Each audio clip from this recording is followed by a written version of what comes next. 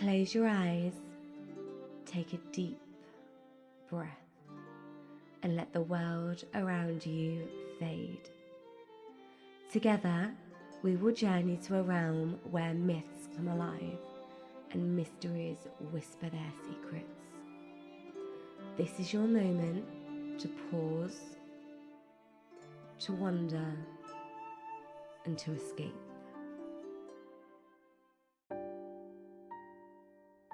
Charon, the ferryman of the dead. The silent guardian of the river. Beyond the world of the living, past the golden light of Helios and the whispering winds of the earth, there was a place where no birds sing and no flowers bloom. A land of grey shadows and endless twilight. The Underworld. And at its heart, a river as black as night, flowing endlessly through the depths of Hades' domain.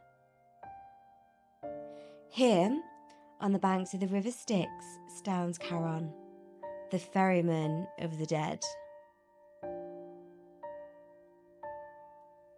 He is a gaunt, hooded figure, cloaked in tattered robes that seem as ancient as time itself.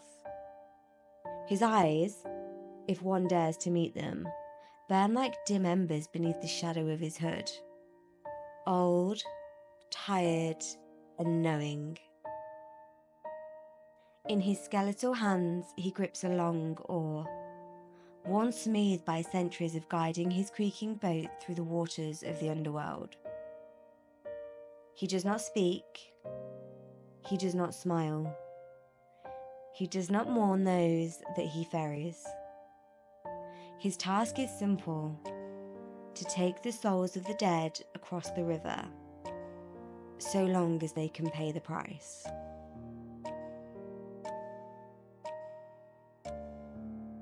The journey of the dead. The newly departed arrive at the riverbank in silence, their forms pale and ghostly, their eyes filled with confusion. Some cry out, begging for mercy. Others accept their fate with bowed heads, clutching the single coin placed beneath their tongue at burial, their passenger fee for the ferryman. A young man steps forward first, a golden coin trembling in his hand. He was once a proud warrior, his life taken too soon by a blade he never saw coming. Now, he is no longer flesh and blood, only a shade, a whisper of the man he was. Charon does not ask his name. He does not care for the stories of the dead. He extends his hand, and the warrior places the coin upon his rough, bony palm. Without a word, Charon turns and motions to the boat. The soul steps inside, the wooden planks creaking beneath his weight, though he is as light as mist.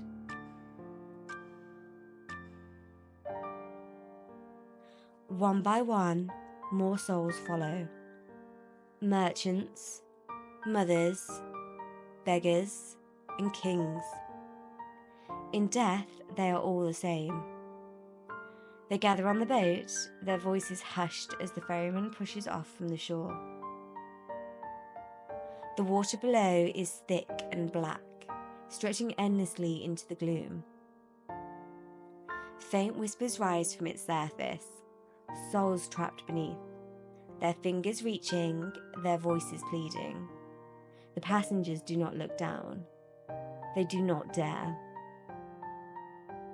As Charon rows, his silent form unmoving save for the rhythmic push of the oar, the underworld draws nearer. The boat drifts through the mist towards the gates where Cerberus waits, where Hades watches from his dark throne. The journey is brief, but for the souls within the boat, it is eternity itself. Those who couldn't pay. Not all souls are granted passage. At the river's edge, those without a coin, those who were never given a proper burial, are left behind. They cry out to Charon, pleading, offering empty promises, but the ferryman does not listen. He cannot be bribed with words. These souls remain on the banks, cursed to wander, never to find rest. Some linger for centuries, growing weaker, their memories fading into nothingness. Others become vengeful, whispering into the dreams of the living, begging to be buried, to be given the coin that will buy their way across. Even the mightiest of warriors are not spared this fate.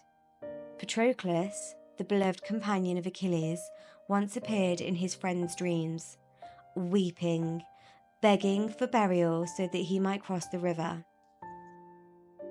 Only when Achilles honoured him with a funeral pyre and placed the coin beneath his tongue did he finally find his way to the ferryman.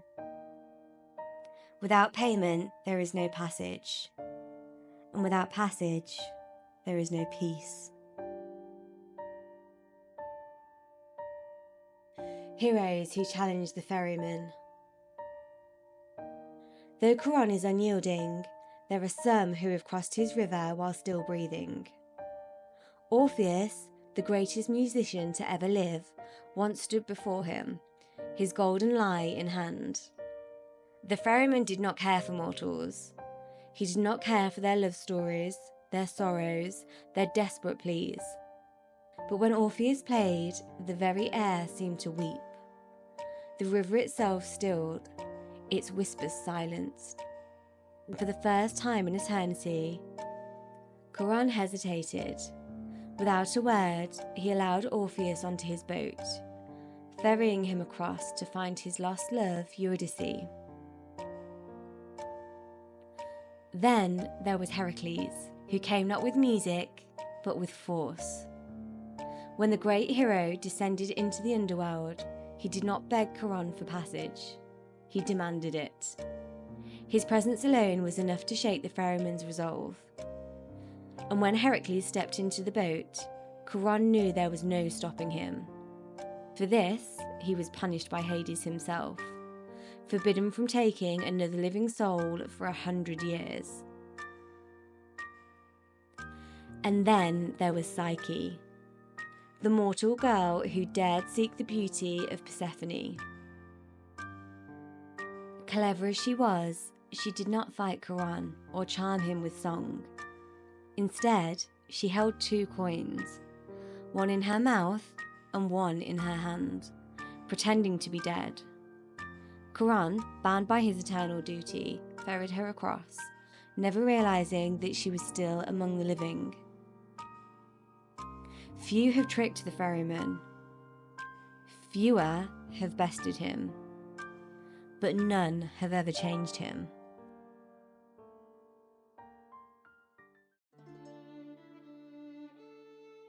The lessons of the ferryman. In the end, every soul must face Charon. No matter how great, how rich, or how powerful they were in life. They all come to the River Styx with nothing but a single coin and the weight of their deeds. Kings and beggars, warriors and poets, they all stand before the ferryman, equal in death. He does not pity them. He does not judge them. He is simply the passage, the inevitable fate that awaits all. The lessons of the ferryman. In the end, every soul must face Charon. No matter how great, how rich, or how powerful they were in life. They all come to the River Styx with nothing but a single coin and the weight of their deeds. Kings and beggars, warriors and poets, they all stand before the ferryman, equal in death. He does not pity them. He does not judge them. He is simply the passage, the inevitable fate that awaits all. To the ancient Greeks, Charon was more than just a myth. He was a reminder to live well, to honour the dead, and to prepare for a journey that no one can escape.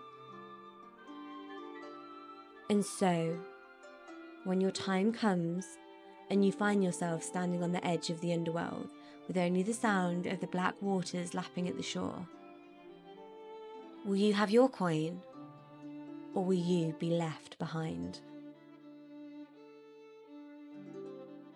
As the whispers of myth fade into the stillness, carry their magic with you into the world. Until we meet again, may your spirit wander, and may your days be filled with wonder. Thank you for listening to Whispering Myths. If you enjoyed this story and want to hear more, be sure to subscribe to Whispering Myths. That way, you won't miss out on any of the magical tales that I share. Don't forget to like this video and leave a comment. Thank you for listening, and until we meet again, may the whispers of myths guide your dreams.